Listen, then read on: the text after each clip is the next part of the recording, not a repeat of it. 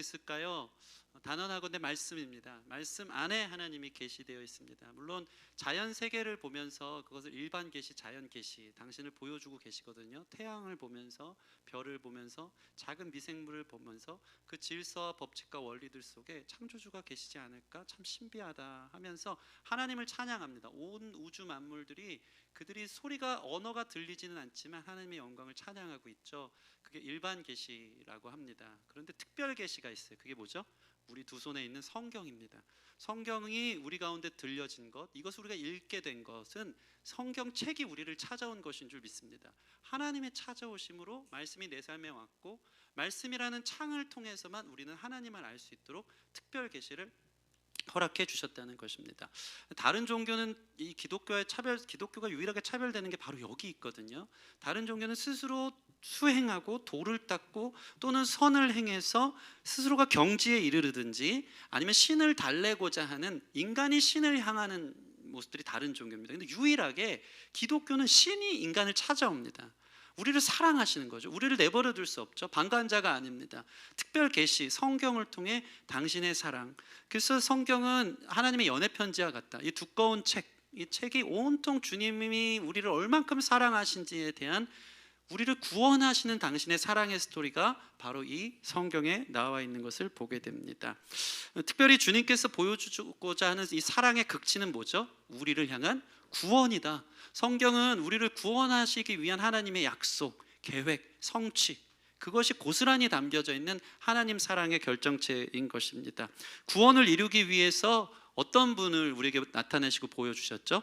말씀이 육신이 된 예수님입니다. 하나님의 사랑을 우리가 어떻게 알 수 있습니까? 말씀을 통해 알 수 있고, 말씀 전체를 믹서기에 돌려 딱 갈면 누가 나온다고요? 예수님이 나온다. 예수님이 곧 말씀이에요. 모든 말씀은 예수님께 조명하고요, 성령님의 역사하심도 말씀의 틀 안에서, 예수 안에서 벗어나질 않아요. 모든 게 예수님께 초점되어집니다. 구약, 옛날 약속은 오실 예수님을 약속하고 있고, 신약, 복음서는 오신 예수님의 사역, 신약 이후의 서신서, 요한계시록까지는 어떻게 주님이 다시 오실지에 대해서, 교회가 거룩한 신부로 우리 예수님을 어떻게 맞이할 것인지에 대해서 그 모든 엑기스는 예수 그리스도로 중심되어져 있는 것을 보게 됩니다. 성경의 기록 목적이 가장 잘 나타나 있는 것, 정확하게 명시되어 있는 거에 여러분 성경에 밑줄 그어도 되고 꼭 기억했으면 좋겠는데요, 요한복음 20장 30절부터 31절에 나와 있습니다. 요한복음 20장 30절 31절, 성경은 무슨 목적으로 써졌죠? 누군가 물어보면 이 말씀 들이대면 되고요, 이 말씀이 우리에게 있어서 납득할 만한 이유가 될 수 있는 우리의 이야기가 될 수 있습니다. 요한복음 20장 30, 31절 같이 읽겠습니다. 시작. 예수께서 제자들 앞에서 이 책에 기록되지 아니한 다른 표적도 많이 행하셨으나 오직 이것을 기록함은 너희로 예수께서 하나님의 아들 그리스도이심을 믿게 하려 함이요 또 너희로 믿고 그 이름을 힘입어 생명을 얻게 하려 함이니라. 아멘. 말씀을 좀 띄워주시면, 사실 예수님의 모든 표적들이, 예수님의 모든 생애가 성경에 다 기록되어져 있지 않습니다. 물론 낱낱이 많은 부분들이 있지만 빠진 부분들이 더 많겠죠. 예수님의 24시간 3년의 공생에 그분의 태어나심부터 전부 다 기록하려면 책으로 못 쓸 겁니다. 근데 이렇게 고백하는 거예요. 제자들의 앞서 이 책에 기록되지 아니한 다른 표적도 많았대요. 근데 주님께서 엑기스를 뽑아서 마태, 마가, 누가, 요한들을 통해서 당신의 복음서에 기록한 성경 가운데 나타난 그 목적은 뭐냐면 31절, 예수님이 그리스도이심을 믿게 하려고, 우리의 구원자다. 그리스도라는 뜻은 기름 부음 받았다는 뜻이거든요. 기름 부음 받았다는 것은 구원의 자격을 가졌고 있다는 거예요. 왕으로서 그분이 우리의 메시아다. 또 너희로 믿고 그 이름을 힘입어 생명을 얻게 하려 함이라. 하나님의 사랑의 극치는요, 인간의 죽음을 그냥 둘 수 없어서 생명으로 인도하기 위해서 그 아들 예수 그리스도를 우리에게 보내주셨던 이 말씀의 전체의 주제를 통해서 알 수 있는 것입니다. 죽어가는 사람을 향해서 하나님이 그냥 내버려둘 수가 없어서 그분의 사랑은 예수 그리스도를 통한 구원으로 나타나고 있다. 이것이 바로 성경의 기록 목적인 것입니다. 그래서 우리는 성경을 볼 때, 이번에 올 한 해가 우리가 말씀과 함께 말씀의 능력을 힘입어야 된다 그러는데, 말씀의 능력을 다른 것들로 찾아가는 것은 거달기가 될 수 있는 거예요. 말씀을 통해서 내 자녀 교육 잘해보겠다, 뭐 그런 프로그램들 많이 있잖아요. 어떤 목사님은 말씀은 효경이다, 효를 얘기하는 거다. 마치 많은 부스러기들의 자녀도 보석처럼 빛나는 말씀의 내용들이 있을 수 있습니다. 자기 개발서다, 뭐 자기 성공 전략은 말씀에서 찾으면 된다. 다 긍정의 힘은 말씀에 나와 있다. 다 되지만요, 사실 그 중심에 우리를 향한 구원자 예수 그리스도가 없잖아요. 그거는 정말로 앙코 없는 찐빵이고, 노른자 없는 계란과 같은 거예요. 우리는 말씀을 보면서 누굴 발견해야 된다고요? 예수 그리스도, 우리를 향한 구원, 그분의 사랑의 극치가 담겨져 있는 것이 바로 이 말씀이다. 오늘 말씀은 저와 여러분들이 가장 읽기 힘들어하는 족보 얘기입니다. 마태복음 1장 신약 처음부터 족보, 누가 누굴 낳고, 아까 오전에 제가 이거 읽는데 혀가 꼬여가지고 낳고 하는데 막 잘 안 되는 거예요. 저도 이 낳고 하면은 성경 읽다 다들 포기하듯이 아침에 야 이거 못하겠다 해서 지금 오후에는 여러분과 이제 교독으로 함께 읽으니까 좀 되긴 했습니다. 사실 근데 이 마태복음의 첫 시작, 신약 성경 첫 페이지 제일 첫 장이 1장인데 이게 족보로 시작하는 것을 보면서 여기서 어떤 은혜가 있나, 도대체 이건 무슨 의미인가 생각하겠지만, 저는 오늘 이 성경의 첫 페이지, 그분이 예수 그리스도의 세계가 열린 시작과 동시에 당신의 족보가 나오는 것을 통해서도 하나님이 이 성경을 통해 우리 가운데 나타나고자 하는 그 뜻이 무엇인지를 한 세 가지로 나누면서 우리가 올해 성경을 이 방향대로 읽어가고 이 방향대로 볼 수 있는 이 건실한 창이, 우리 마음의 창이, 시야가 잡혀지는 귀한 역사가 있기를 바랍니다. 오늘 1절은 이렇게 시작합니다. 아브라함과 다윗의 자손 예수 그리스도의 계보라. 사실 마태복음의 이 내용을 좀 살펴보면, 마태복음은 각 복음서마다 예수님의 기사가 나오잖아요. 마태, 마가, 누가, 요한. 근데 다 대상이 좀 다르거든요. 특별히 마태복음은 유대인들, 사람들을 향해서 쓴 거예요. 그들의 문화와 그들의 전통에 걸맞게 쓰였기 때문에 그들이 읽으면요 너무 이해가 쉽게 되어져 있어요. 그래서 1장 1절 시작을 이렇게 시작하는 거예요. 유대인들 상대로 예수님이 누구시냐면 유대인 중에서 제일 유명한 사람 2명 끄집어내서 그분들의 계보를 잇는 최고의 왕이다라고 얘기하고 싶었어요. 유대인 중에 아브라함 모르는 사람 없고요, 유대인 중에 다윗 모르는 사람 없습니다. 아브라함은 믿음의 조상입니다. 기독교의 기원이고 시작을 말하는 거예요. 다윗 왕은요 최고의 번영을 누렸던 그때의 리즈 시절의 전성기였던 왕. 다윗 왕 하면 전부 다 그때를 꿈꾸고 그때가 돌아오기만을 구하는 것이 이 메시아 닉을 갖고 있는 유대인들의 바램인 것이죠. 그러니까 아브라함과 다윗의 자손 예수 그리스도의 세계라 하면 이 책을 읽는 순간 사람들이 눈이 커지면서 도대체 그분이 계시다고? 아브라함과 다윗을 잇는 그 2명을 합쳐서 완벽하게 강화되어져서 나오는 예수님이 계시다고 하면서 관심을 갖게끔 마태가 선언적으로 선포하고 있는 모습을 봅니다. 근데 참 재밌는 게, 그렇게 멋있게 시작한 예수 그리스도의 계보다라고 시작해놓고 2절부터 들어가면요 놀라운 하나님의 아들의 그리스도 대신 놀라운 그 영광에 마치 먹칠을 하는 듯한 사람들의 이름이 나오고 있습니다. 물론 우리가 이 오늘 족보를 읽은 것을 보면요 사실 뭐 아브라함도 나오고 다윗도 나오고 유다도 나오고 히스기야도 나오고 위대한 왕들, 위대한 업적들, 의인들의 기록도 나오는데요, 반대로 오늘 말씀을 쭉 보면요 족보라서 그냥 넘길 게 아니고 이름 중에는요 죄인 중에 죄인, 악한 사람 중에 악한 사람들도 예수님의 족보에 떡하니 기록되어져 있는 것이 우리에게 참 의문을 주는 것이죠. 한번 따져볼까요? 2절부터 보시면 야곱이라는 사람 나옵니다. 야곱은 어떤 사람이죠? 야곱, 태어날 때부터 형 에서의 발목을 잡고 나왔던 욕심 충만한 사람, 사기꾼이란 뜻이에요. 그 뜻이 등쳐먹는 자, 야곱을 제대로 해석하면 평생 사람 속이고 속였던 사람이 예수님의 족보에 떡하니 나오고 있어요. 그는 사람 속이고 속고 속이고 하는 삶을 평생 130년 이상 살고 바로왕 앞에서 내가 험악한 세월 살았나이다 라고 고백하는 것을 보게 됩니다. 얼마나 파란만장한 삶을 살았는지. 근데 그런 인생이 예수님의 족보에 지금 나와 있다. 의구심이 들지 않습니까? 3절 다말은 누굽니까? 다말. 3절 보면 유다는 다말에게서 베레스와 세라를 낳았대요. 이것만 보면 유다와 다말이 부부인 줄 알죠? 그렇지 않습니다. 유다는 다말의 시아버지입니다. 그러니까 이 근친상간을 이룬 거예요. 물론 다말에게 이유가 있죠. 당시에 형수 취수 제도라고 자기의 남편 될 사람이 없으면 이 대를 잇기 위해서 다른 남자 또 가족들 중에서 찾아가는 것이 있는데 하나님이 그 씨를 다 말렸어요. 그래서 이것을 어떤 방면에 있어서는 이 다말을 믿음으로 그 대를 잇기 위해서 하나님께 순종한 부분으로 해석합니다. 사실입니다. 그러나 우리가 표면적으로 볼 때 그는 길거리에서 시아버지 유다가 지나갈 때 창녀처럼 자기를 분장해 놓고 시아버지와 관계를 맺고 아이를 낳은 이 시대로 보면은 매우 비윤리적이고 비도덕적인 범죄인이 이 지금 예수님의 계보에 나와 있는 것을 우리는 보게 됩니다. 5절 라합은 누굽니까? 라합. 살몬은 라합에게서 보아스를 낳았대요. 라합은 말 그대로 여리고성 틈바구니에 이 성벽에서 살고 있던 기생을 말합니다. 기생이 지금 예수님의 족보에 나와 있습니다. 룻은 누구죠? 룻 5절에 보면 룻은 이방 여인입니다. 유대인들이 볼 때 이방 여인은 사람 취급 안 하거든요. 근데 그가 그 거룩한 예수님의 족보에 아브라함과 다윗의 자손 예수 그리스도의 족보에 룻이 나오고 있는 거예요. 룻은 오늘날로 말하면 남편이 죽었거든요. 근데 이스라엘 와서 다른 남자를 찾고 있었던 그야말로 돌싱녀 같은 여자가 되는 것이죠. 6절은 또 이렇게 얘기합니다. 폭로합니다. 6절 이새는 다윗왕을 낳으니라 다윗은 우리아의 아내에게서 솔로몬을 낳고. 뭐라 그럽니까? 다윗이 어떤 사람인지를 이 한 문장으로 표현하고 있는 거예요. 다윗은 자기의 아내가 아니고요, 우리아라는 사람의 아내에게서 솔로몬을 낳았대요. 그러니까 자기 부하가 떡하니 살아있는데 왕의 권력을 이용해서 우리아의 아내인 밧세바를 범했던, 그리고 그 우리아를 전쟁터에 내밀어서 이것을 은닉시키려고 했었던 살인교사 혐의까지 있었던 매우 파렴치한 죄를 지은 인물이 등장하고 있어요.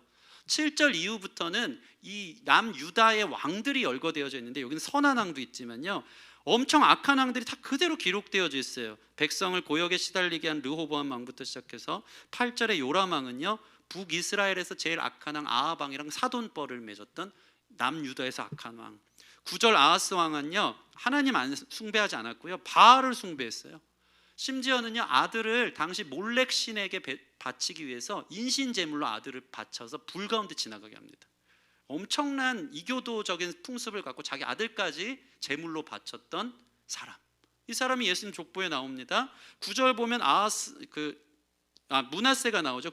어디입니까? 10절 보면 므낫세, 아몬 전부 다 뭐가 나오냐면요, 틈만 나면 점쟁이 찾아가서 점쳤던 사람들. 이런 사람들이 지금 예수님의 족보에 나오고 있습니다. 여러분, 예수님의 족보가 지금 보니까 죄인들의 역사입니다. 물론 선한 사람들도 있지만요, 볼수록 성적표가 좋지 않습니다. 부끄럽고 수치스러워요. 예수님 족보에 왜 이런 사람 달아놨을까? 그게 말이 되는가 하는 생각으로 우리가 들어갈 때 이 안에 성경이 기록된 의도가 분명히 있다라는 것을 우리는 그런 마음으로 이 성경을 봐야 된다는 것이죠. 사실 신화는요, 엄청난 미담이고 아름답게 꾸며져 있는 것이 세상의 신화입니다. 박혁거세, 알에서 난 박혁거세. 단군은 어떻습니까? 단군신. 우리의 고조선을 창시한 신화를 보면요, 그는 천황이 100일 동안 곰이 마늘을 먹고 웅녀가 돼서 천황과 결혼을 하고 낳은 신이 단군신 아닙니까? 엄청 미화됐어요. 아름답습니다. 거기에 어떤 누추한 것, 먹칠하는 게 없어요. 다 아름답게 해서 왜 신인지 구별됐다, 격차를 얘기하고 있는 것이죠. 그러면 오늘 이 예수님의 족보에 이런 죄인들의 역사들의 순서들을 계속 그대로 정직하게 고발하고 있는 것을 보면서 우리는 성경이 어떻다는 것을 이해해야 됩니까?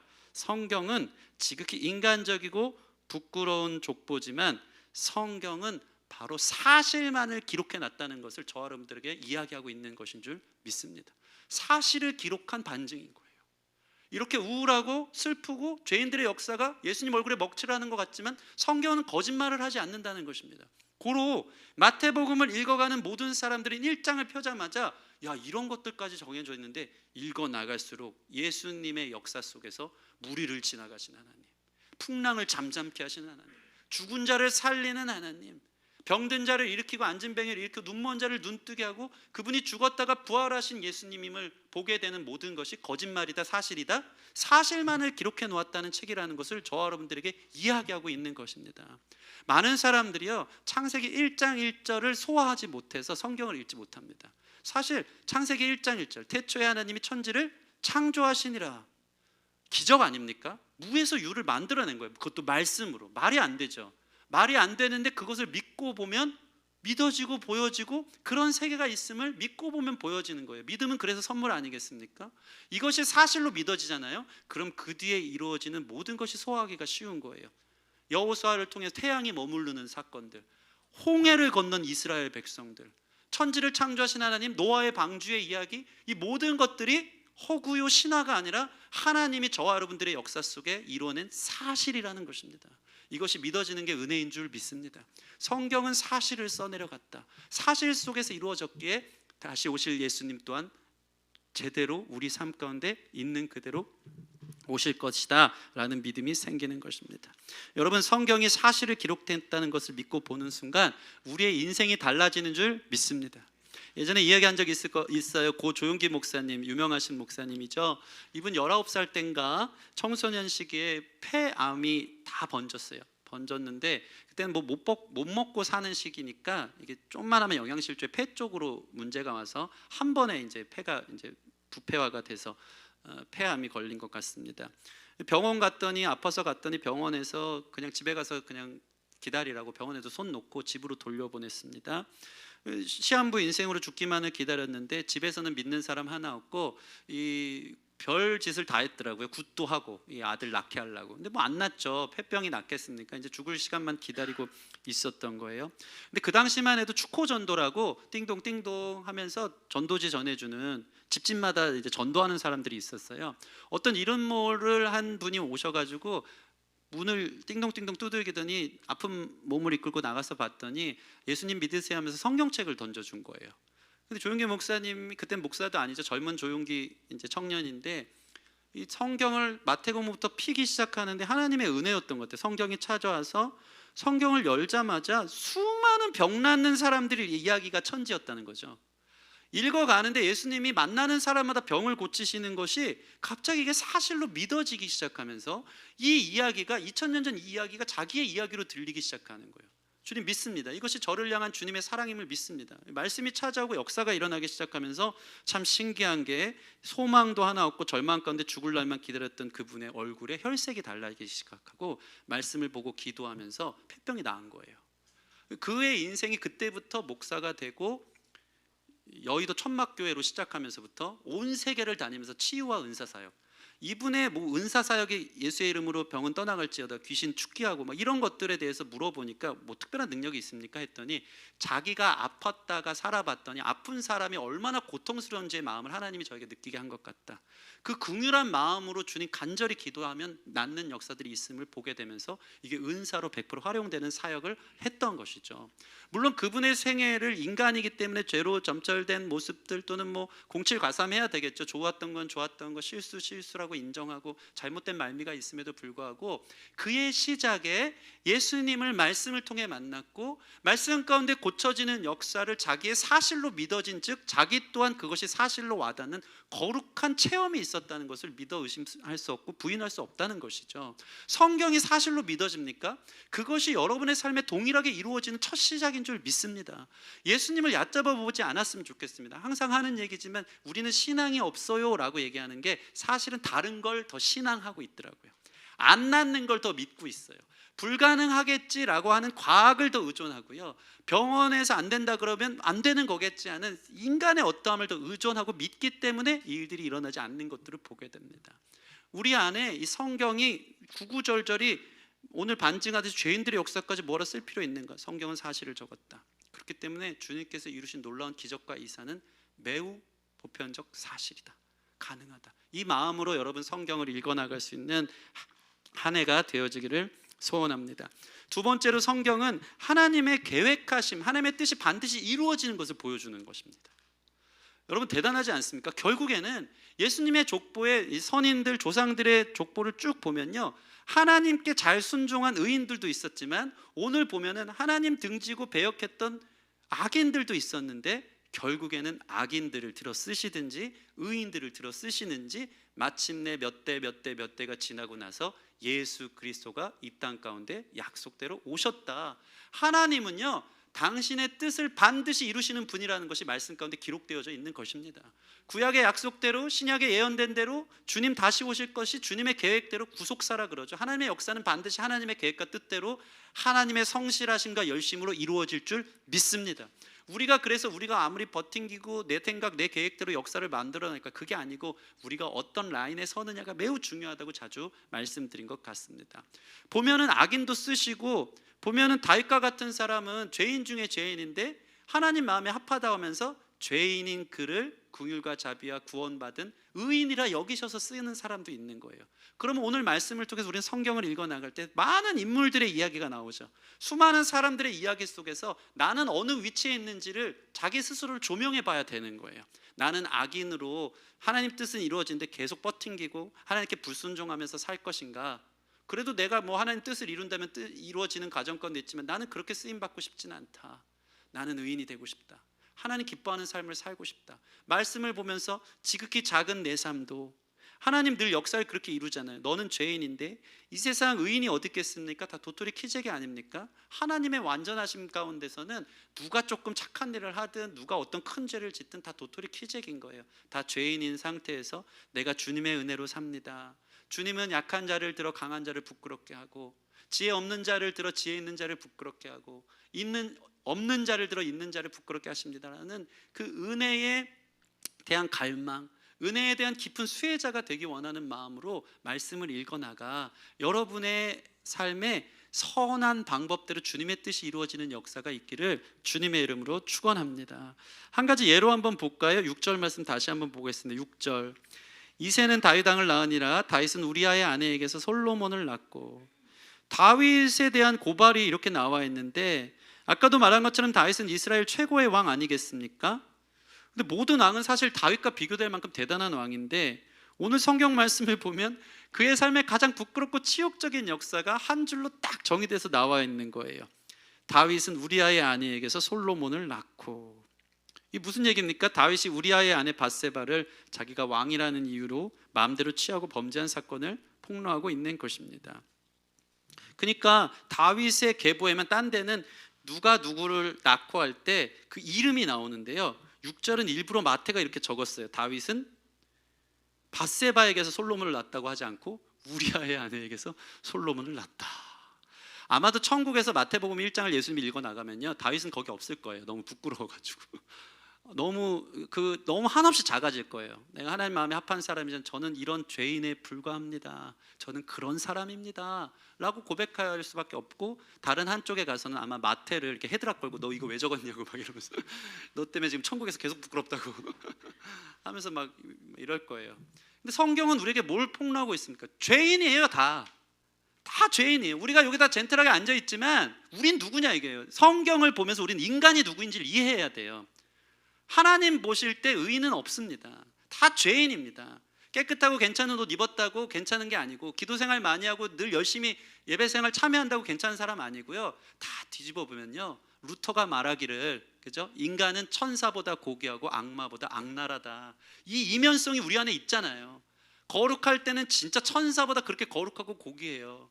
하나님 마음에 합한 사람으로 순종해. 그러다가 누가 날 뒤집어 놓잖아. 누가 날 자극하잖아.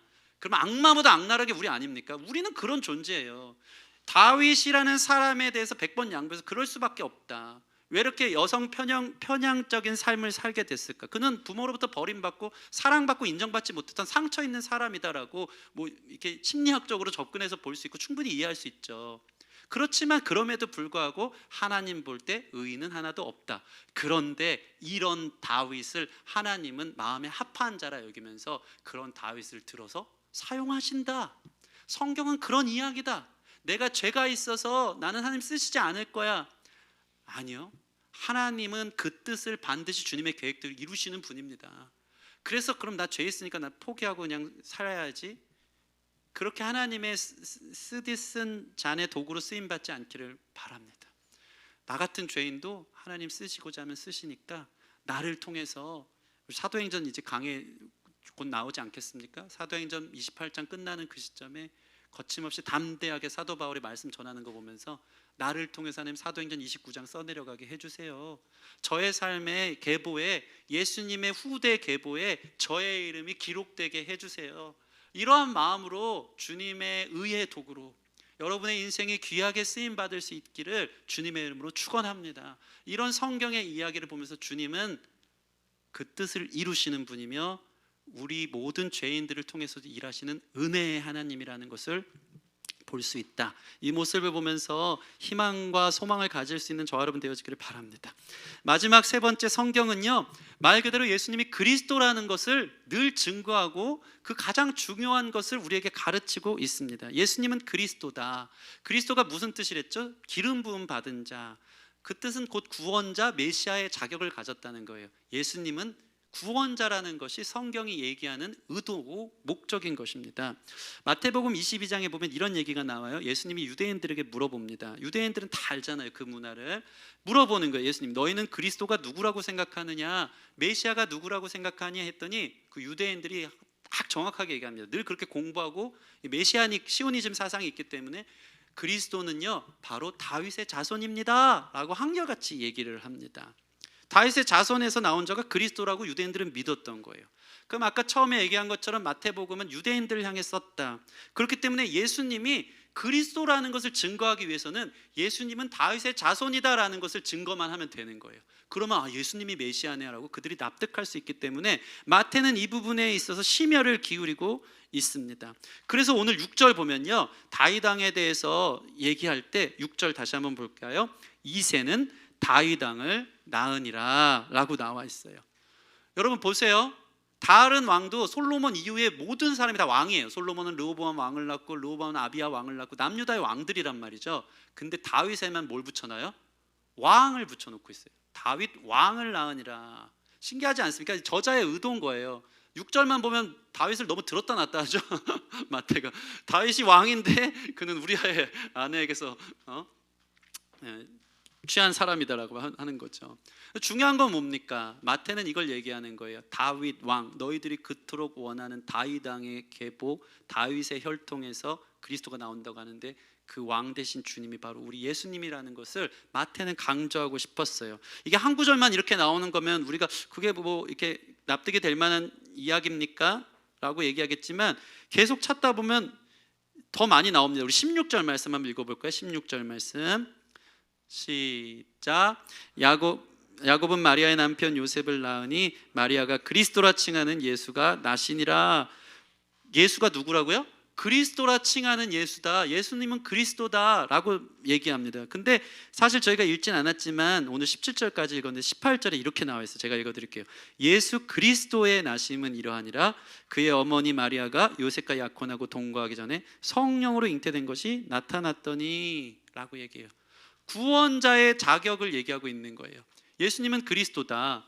죄인의 혈통 다윗의 왕국에 났지만 죄가 있는 사람이 죄 지은 우리를 대신하여 죽을 수 없기에 죄 없는 자가 태어났어야 된다.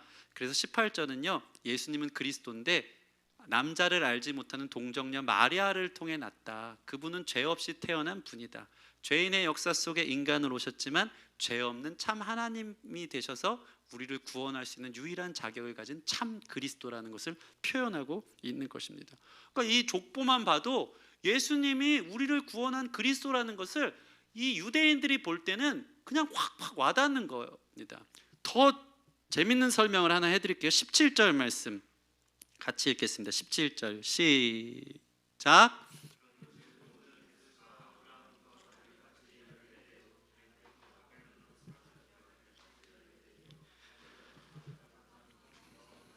열네대더라. 아멘.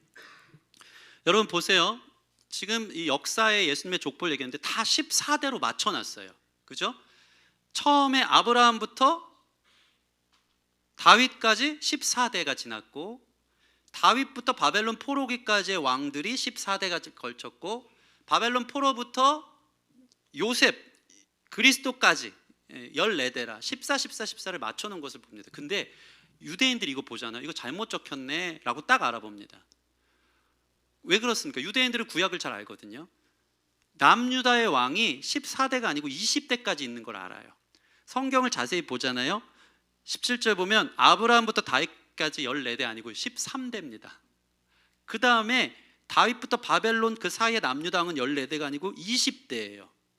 그럼 저희한테 이렇게 물어볼 거예요. 목사님, 처음에는 성경은 사실만을 기록해놨다 그러면서 이거 좀 거짓말 써놓은 거 아닙니까? 라고 여러분 저한테 반문하는 분들이 있어요. 저는 근데 이 부분을 통해서 오히려 유대인들은 이거를 읽으면서 거짓말이라고 생각하기 이전에 저자의 의도를 더 강조하고 있다는 것을 그들은 파악하고 있게 됩니다. 그러니까 거짓을 말한 게 아니라 강조하기에 불필요한 것을 빼놓고 얘기하고 있다는 것으로 그들은 느낀다는 거예요.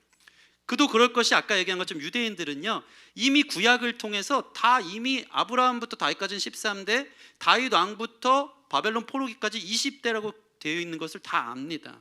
근데 마태복음을 읽는 순간 이거 거짓말 써놨네가 아니라 왜 이렇게 썼지? 라고 하면서 그들이 깨닫게 하고자 하는 마태의 의도가 있는 것입니다. 그 의도가 뭔지 지금부터 설명해 드리겠습니다. 유대인들은 이름을 히브리어로 쓰거든요. 히브리어는 이 알렙, 벳, 감멧 해서 알렙부터 끝까지 가는데 각자 오늘날로 말하면 알파벳을 다 숫자로 표기해요. A는 1, B는 2. 그래서 이름을 히브리어 세 글자로 하면 그게 숫자로 다 봅니다. 이것을 히브리 사람들의 문화의 게마트라 방식이라고 합니다. 예를 들면 우리 옛날에 우리나라 이름으로 따져보면 손우석은 이 숫자로 뭐가 될까요? 손우석. 우리끼리 손우석 정예림 중간에 놓고 이렇게 해가지고 누가 더 많이 몇 프로 좋아하는지 할 때 숫자로 쓰잖아요. 손 하나 둘 셋 넷 다섯 6, 우, 3, 석 하나 둘 셋 넷 다섯 636이 돼요. 제 이름은 636. 이게 이제 히브리 문화에서는 너무나도 일반적인 거예요. 이름은 곧 숫자로 나오게 되어 있어요. 그렇게 해석을 하잖아요. 요한계시록에 보면 666은 곧 마귀의 숫자다라고 생각하고 오늘날 시대의 사람들이 마치 뭐 어떤 사람 베리칩에 나오는 뭐 이게 바코드의 이름이다 막 이렇게 막 극단적으로 해석하는 사람들이 있는데요. 유대인들이 666 요한계시록서를 그 당시에 보잖아요. 딱 보면 누군지 알아요. 666은 네로 카이사르를 숫자 게마트라 방식으로 하면 666이 돼요. 그러니까 일부러 암호 문자로 계시록의 편지를 그들이 받으면서 네로 황제를 막 이렇게 해하고 네로 황제를 피하라고 얘기하는 게 걸리면 큰일 나니까 일부러 네로 황제의 이름을 666으로 표현해서 비밀 문서처럼 교회를 세우기 위해서 위로하기 위해서 이렇게 보여지는 거예요. 숫자는 그런 의미가 있는 거예요. 14만 4천도 144라는 것이 구약의 12지파, 신약의 12제자. 성경은 보면 사울은 천천히요 다윗은 만만이로다. 천은 완전수, 만은 더 완전수를 얘기해요. 14만 4천은 완전한 수의 구원받을 사람들을 얘기하는 거지, 신천지에서 얘기하는 구원받을 사람의 수는 딱 14만 4천이 정해졌다라고 이해하면 안 되는 겁니다. 그러니까 문화 속에서 이해하는 건데, 그런 의미로 보면요, 다윗이라는 이름을 히브리어로 보면요 464가 돼요. 464. 근데 464를 다윗이란 이름 한 몽택으로 딱 합쳐서 보면 4 더하기 6 더하기 4는 14가 돼요. 다시 얘기해서 마태가 17절을 통해서 아브라함부터 다윗까지 14대, 다윗부터 그 다음 왕까지 14대, 그 다음 바벨론 이후부터 14대라는 것은 다윗 14를 보면서 그들은 다윗 왕을 생각하는 거예요. 예수 그리스도는 다윗의 자손임을 확실하게 3번 얘기하면서 예수님이 다윗의 자손이다, 다윗의 자손이다. 이 문서 아모처럼 이들은 보면서 깊이 보면서 야, 이게 이렇게 깨달아지네 하면서 예수님이 우리의 그리스도라는 것을 보여주고자 하는 것이 족보에도 나와 있음을 보게 돼요. 그러면 이것을 우리가 볼 때 이렇게 풀어서 설명을 해주니까 이해를 하는데, 사실은 아까 얘기한 것처럼 믿음은 선물이거든요. 이 마태는요, 마태복음 1장 1절을 통해서 설명하려 하지 않고 먼저 선언하면서 사실 시작해요. 우리 오늘 본문 마태복음 1장 1절 다시 한번 읽어볼까요? 1장 1절 시작. 아브라함과 다윗의 자손 예수 그리스도의 계보라. 여기는 어떤 설명이 없어요. 근데 재밌는 게 예수 그리스도의 계보라 할 때 이 헬라어 계보가 영어로 보면 제네시스예요. 제네시스. 신약의 첫 성경의 첫 구절이 아브라함과 다윗의 자손 예수 그리스도의 계보라 한 것처럼 제네시스는 창세기를 말하는 거거든요. 창세기 1장 1절 태초에 하나님이 천지를 창조하시니라. 이 얘기는 뭡니까? 이 하나님이 온 세계를 창조하셨다는 것을 믿는 사람은 보이고 믿지 못하는 사람은 이해할 수 없듯이, 먼저 너희가 믿든 안 믿든 이 세계는 하나님이 창조했어 라고 선언하듯이 마태복음 1장 1절을 통해 예수 그리스도를 통한 새로운 창조가 열렸어. 새로운 세계가 열렸어. 그래서 그분의 역사를 딱 보잖아요. 1장 1절을 보잖아요. 족보에. 구약의 족보에는요 이런 얘기 들어봤을 거예요. 구약의 족보에는 다 누가 누굴 낳고 몇 세에 죽었더라가 나와요. 무드셀라를 낳고 969세에 노아가 낳고 무드셀라는 969세에 죽었다. 다 죽었다가 몇 살에 죽었는지. 근데 오늘 본문 보세요. 똑같은 족보거든요. 구약의 족보가 나오는 것은 우리로 하여금 성경 필사하다가 포기하라고 나온 게 아니고 성경 필사하다가 족보가 나오면 새로운 세계가 시작됐구나를 알려주는 거예요. 다른 얘기가 펼쳐지는구나가 꼭 족보가 나와요. 구약을 보면 노아 이야기로 넘어갈 때, 모세 이야기로 넘어갈 때 족보가 나와요. 마태복음 신약의 첫 시작을 예수님의 족보로 하면서 이 족보의 차별성은 누가 누굴 낳고 죽었더라 해서 죽었더라가 없어요. 다 낳고만 있어요. 다시 얘기해서 예수님을 통해 회복된 새로운 구원의 메시아의 창조된 세계에는 생명만 있다라는 것을 보여주고 싶었던 것입니다. 누가 누굴 낳고지 죽는 일이 없어요. 영원한 생명이 예수 그리스도 통해 새로운 세계가 열렸다. 아브라함과 다윗의 자손 예수 그리스도의 계보라, 세계라, 창조라, 하나님께서 보내신 그 뜻을 예수님 통해 이루셨고 죄인들의 역사 속에서도 때로는 악인을 쓰셔서라도 하나님의 뜻은 이루어진다. 그것은 사실이다. 그분이 우리의 그리스도라는 것을 마태복음 1장 1절 재미없는 족보를 통해서도 유대인들은 소름 끼치게 와닿도록 그들로 깨닫도록 마태는 하나님의 영감을 받아 기가 막힌 비밀 같은 문서처럼 그러나 파는 사람에게는 깨달아지는 이 특권이 되도록 이렇게 성경을 써내려간 것을 보게 된다는 것입니다. 저는 오늘 이 족보만 봐도 마태복음 신약에 나오는 첫 시작의 족보만 봐도 이 성경에 기록된 의도와 목적들을 우리가 알 수 있는 거예요. 올 한 해 우리가 읽어나갈 때 여러분 이 성경이 사실임이 믿어지기를 바랍니다. 두 번째는 죄인된 나도 그렇다면 그 주님의 역사 가운데 쓰임받도록 주님의 계보에 나도 의인으로 기록되어지는 은혜 있게 해주십시오. 이런 마음으로 성경 가운데 내 이름을 개입하고 내 이름도 이 사람처럼, 나도 아브라함처럼, 나도 다윗처럼, 나도 여호수아처럼 쓰임받기 원합니다 하는 이 비전들이 저 여러분 가운데 생기기를 소원합니다. 제가 이번 주 금요일날 금요 말씀 기도회를 하는데 성도들을 위해 기도하는데 항상 제가 얘기해서 이제는 알죠. 아브람은 무슨 뜻이죠? 아브람에서 하나님이 아브라함으로 이름을 바꾸잖아요. 아브람은 높은 아버지, 자기 인생이 높아지는 게 최고였던 사람이에요. 근데 하나님이 나중에 그를 중보자로 선지자로 빚어가더니 나중에는 너의 이름을 아브라함이 되게 하리라. 아브라함은 뭡니까? 넓은 아버지, 열방의 아버지. 하나님을 만난 사람은요 자기 인생 높아지는 게 목적이 아니고요 넓어지는 거예요. 열방을 품는 거예요. 어떤 사람이든지 나를 통해서 생명으로 이끌어 오는 것이 하나님 볼 때 가장 높은 인생이라는 것입니다. 그 얘기는 뭡니까? 아브라함이 가만히 있는데 어느 날 하나님이 아브라함을 부르세요. 부르시면서 하늘의 별을 봐봐, 땅의 모래알을 봐봐, 너의 자손을 이와 같이 할 거야. 난 약속해. 아브라함이 그것을 믿으니 하나님이 그것을 옳다 여겼어요. 아브라함은요 꿈을 꿨어요. 그때부터 내 인생에 지금 자식 하나도 없고 내 인생에 100세가 가까우면서 아들 하나 없는데 저를 통해 자손이 생긴다고요? 물론 그것은 하나님이 약속하신 믿음의 자손이겠죠. 아브라함은 믿음의 조상이니까. 하늘의 별을 보면서 그러나 그는 꿈을 꿨어요. 하나님, 제 삶을 통해서 생명이, 믿음의 자손이 하늘의 별과 같이 생길 것을 믿습니다. 믿음을 통해서 그는 아브라함에서 아브라함으로 하나님이 빚어가고 계셨던 것입니다. 금요일날 기도를 하는데 여러분을 통해서 생명을 낳는 역사가 있도록 같이 기도하자고 기도하는데 마음이 막 뜨거운 거예요. 여러분 생각해 보세요. 내 주변에 사랑하는 가족이, 그 사랑하는 친구가 생명을 몰라 죽어가. 근데 나를 통해서 나 아브라함 같은 인생이었는데 아브라함 되게 하시더니 그 친구를 위해서 기도하다가 그 친구가 하늘나라 별과 같이 빛나는 인생으로, 아브라함의 자손이 하늘의 별같이 빛났던 것처럼 내가 기도했던 그 영혼이 하늘의 별이 된다. 하늘의 별처럼 빛날 것이다. 너를 통해 생명을 낳는 역사가 이루어질 것이다 라는 꿈을 갖고 올 한 해 전도 열매 맺읍시다 하면서 부흥회를 했다니까요.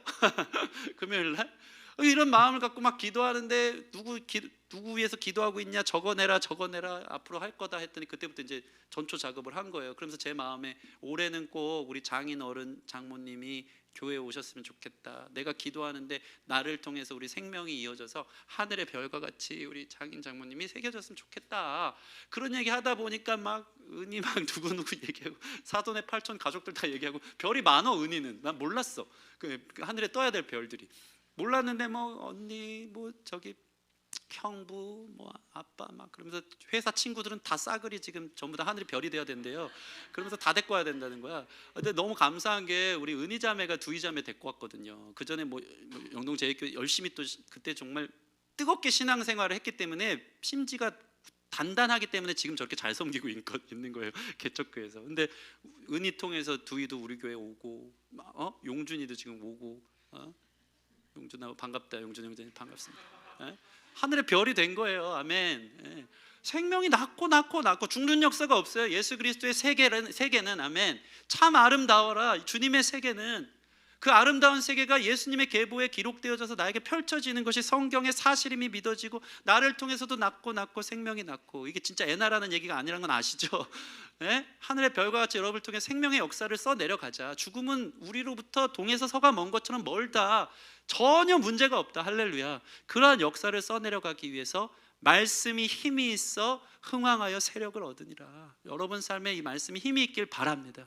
사실이라는 것이 믿어지는 힘, 나를 통해서 그 생명의 역사를 이어갈 것을 믿는 힘, 예수님이 나의 그리스도가 되심을 하나님의 뜻을 통해 반드시 이루실 것을 믿는 힘이 우리 삶의 생명으로 다가와서 하늘의 별들을 달아놓게 되는 저와 여러분 되기를 주님의 이름으로 축원합니다. 말씀을 마치겠습니다. 성경은 사실을 기록했어요. 하나님의 뜻은 반드시 이루어지기 때문에 악인으로 쓰임받지 말고 의인으로 쓰임받기를 원합니다. 여러분의 구원의 역사를 위해 예수 그리스도를 통한 생명의 역사가 시작됨을 믿고, 여러분 생명 낳고 하는 역사를 통해서 예수님 나의 삶의 그리스도다, 내가 또 작은 예수가 돼서 다른 사람들을 주님의 이름으로 구원해낼 수 있는 능력 있는 한 해 되어지기를 주님의 이름으로 축원합니다. 우리 같이 찬양하고 기도하는 시간 갖겠습니다. 예수님 어떠한 분인지 우리 그 찬양할게요. 우리 오늘 제일 처음에 했던 태초에 말씀이 계시니, 이 찬양하면서 하고 우리 말씀 붙들고 기도하는 시간 갖겠습니다.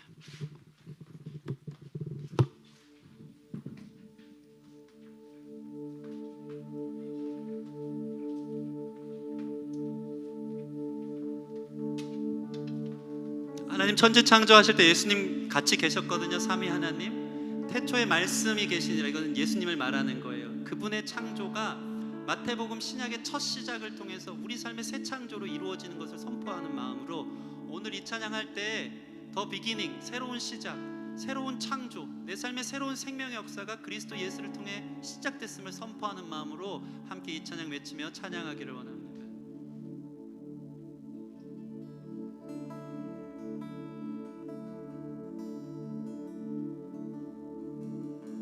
태초에 말씀이 계시니 지극히 높으신 주, 만물의 감추인 주 영광 예수 나타내셨네. 그 이름 아름답도다, 그 이름 아름답도다. 나의 왕 예수 그리스도, 그 이름 아름답도다. 비교할 수 없네. 그 이름 아름답도다. 예수의 이름.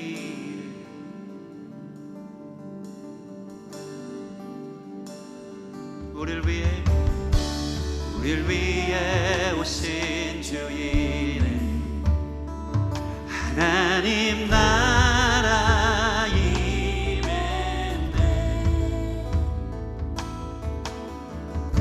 내 죄보다 크신 그 사랑 무엇도 끊지 못해. 그 이름 경이롭도다, 그 이름 경이롭도다. 나의 왕 예수 그리스도, 아멘. 그 이름 경이롭도다. 비교할 수 없네. 그 이름 경이롭도다. 예수의 이름, 그 이름 경이롭도다.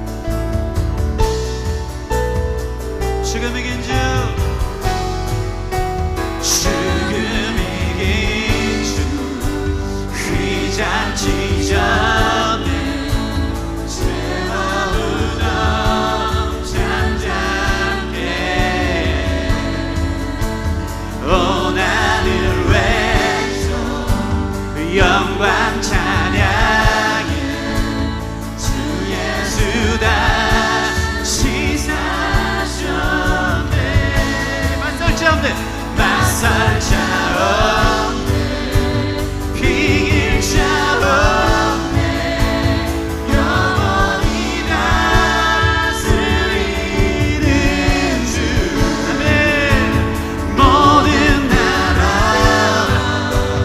모든 영광과 모든 일을 위해 이름 강력하도다 그 이름 강력하도다 그 이름 강력하도다 나의 왕 예수 그리스도 그 이름 강력하도다 대적할 자 없네 그 이름 강력하도다 예수의 이름 맞설 자 없네 맞설 자 할렐루야 비길 자 없네 영원히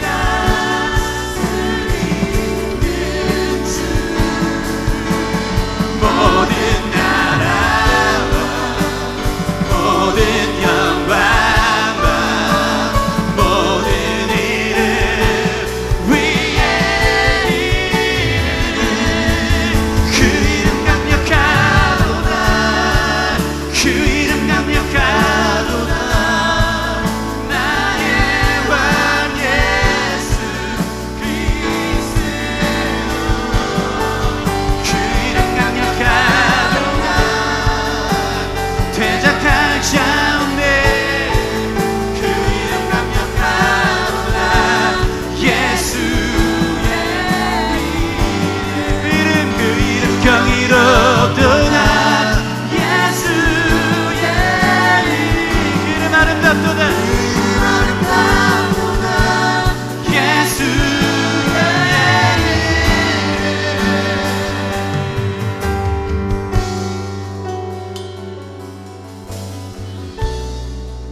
우리 삶에 예수님 그리스도이신 줄 믿습니다. 주님이 선언하고 있습니다. 이것이 사실임을 믿어지는 역사 있도록 그래서 나의 삶에 예수를 그리스도로 믿고 성경이 말하는 대로 죽은 권세가 떠나고 올 한해 생명에서 생명을 낳는 역사의 계보가 나의 삶에 이루어지도록 역사하여 주시옵소서. 맞설 자 없네 비길 자 없네 그 이름 강력하도다 주님의 뜻이 반드시 이루어지는 줄 믿고 그 주님의 뜻 가운데 나를 사용해 주시옵소서. 우리 같이 이렇게 기도하며 나아가겠습니다. 함께 기도하겠습니다.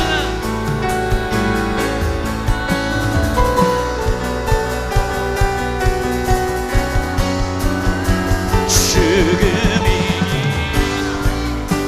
휘장치자 죄와 무덤 잠잠케 온 하늘 외쳐 영광 찬양해 주 예수 다시 사셨네 맞설 자 할렐루야 죽음의 권세는 떠날지어다 새로운 세계 주님의 창조의 세계 아브라함과 다윗의 자손 예수 그리스도의 세계라 죄인된 나를 사용해 주세요. 나도 영광스럽게 쓰게 하여 주시옵소서. 그 이름 강력하도다 그 이름 강력하도다 나의 왕 예수 그리스도 그 이름 강력하도다 할렐루야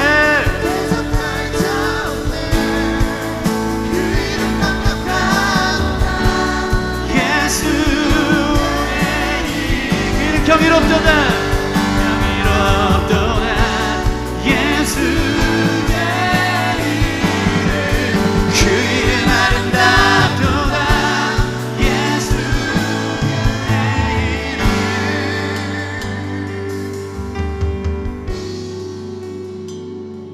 하나님 주님의 말씀이 믿어지게 하셔서 감사합니다. 그 그 믿음이 우리 가운데 행함으로 삶으로 나타나는 것 보게 하여 주사 믿었더니 정말 어둠이 떠나고 죽음이 떠나고 절망이 떠나는 한 해 될 수 있도록 역사하여 주시옵소서. 이것은 우리의 허탄한 고백이 아닌 하나님의 열심으로 인하여서 반드시 당신의 뜻을 이루겠다는 주님의 약속임을 믿기에 우리가 주님을 의지하여 선포하는 것인 줄 믿습니다. 주님 악인도 들어 쓰신다고 하는데 우리 그대로 그러면 나 맘대로 살아도 쓰겠네, 그렇게 내팽겨쳐진 존재되지 않도록 인도하여 주사 다윗과 같은 죄 가운데 있는 나지만 하나님 은혜라면 나도 주님 사용받을 수 있습니다.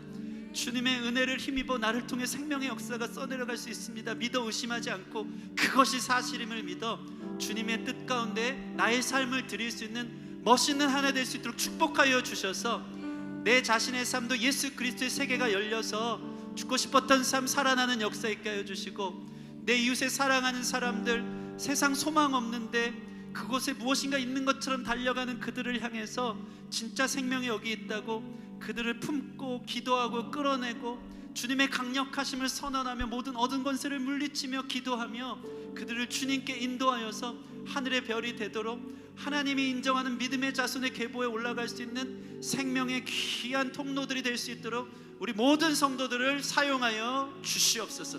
말씀대로 될 줄 믿습니다. 말씀의 목적이 오늘 우리의 삶 가운데 이루어지는 줄 믿습니다. 말씀의 계획된 의도가 말씀이 우리 가운데 찾아왔기에 그렇게 이루어질 것을 선포합니다.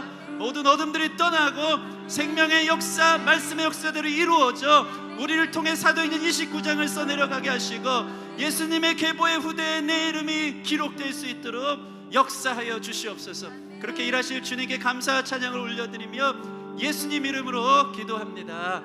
아멘, 아멘. 우리 주께 영광의 박수 올려드리겠습니다. 새 일을 행하실 주님을 찬양합니다. 할렐루야. 큰 일을 행하실 주님을 찬양합니다. 주님만 믿고 의지합니다. 아멘, 아멘. 우리 다 같이 자리에서 일어나셔서 결단의 찬양하고 축도로 예배 마치겠습니다.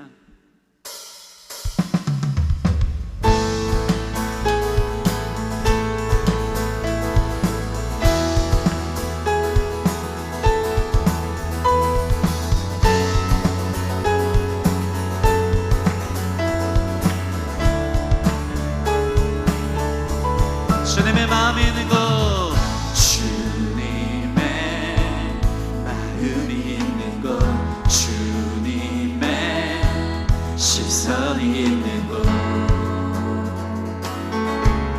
내가 있기 원하네. 광야에 꽃을 피우시고 사막에 물을 내시는 주의 놀라운 손길 선포합시다. 푸른 마르고 꽃은 시드나 주의 말씀은 영원하네. 전능하신 주, 거룩하신 왕,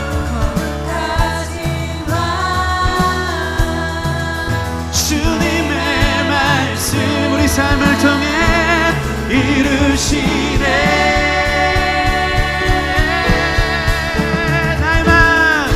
나의 맘 주의 성전이 되어 영원한 주의 말씀을 향해 주의 마음 있는 곳으로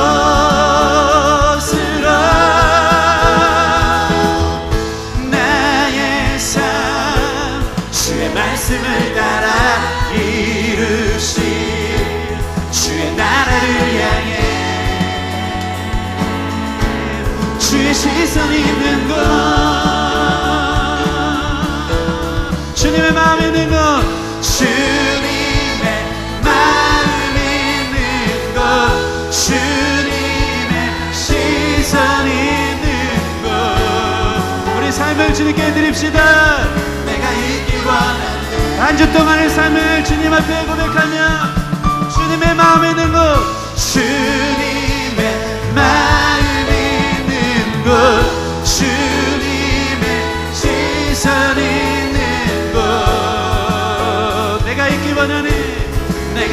원하네.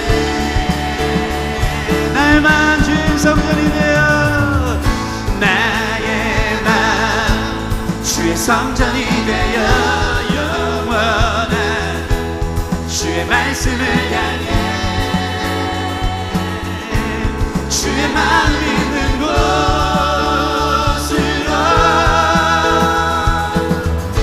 나의 삶 주의 말씀을 따라 이루시 주의 나라를 향해 주의 시선이 있는 곳 주님의 마음이 있는 곳